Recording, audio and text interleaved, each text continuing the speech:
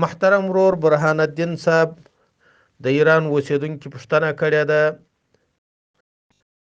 وایي زه مسافر یم، په ایران کې یم او کور والا ته مې ویلي دي چې د پلار کره تللی سې، خو د ورور او د خور کره اجازه نه درکوم، او همدارنګه د باجه سره د خبرو کولو اجازه نه ورکوم.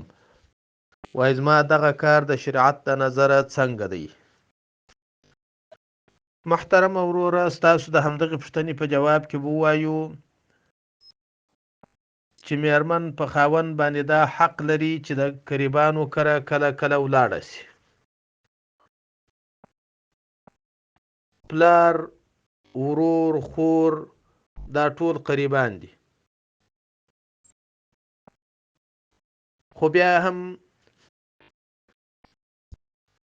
که چیرې د بعضې قریبانو کره د بې سترۍ ویره وه چې هلته به بې ستري راسي، یا به د نامحرومو کسانو سره اختلاط راسي، نو بیا په نه پرېښولو کې دی مسؤله نه دی، خو بیا هم هغه د خپل کوره څخه نسی منع کولای. مثلا ورور نسی منع کولای، خور نسی منع کولای، هغه به د ذکر راځي او دلته به ملاقات ورسره کوي.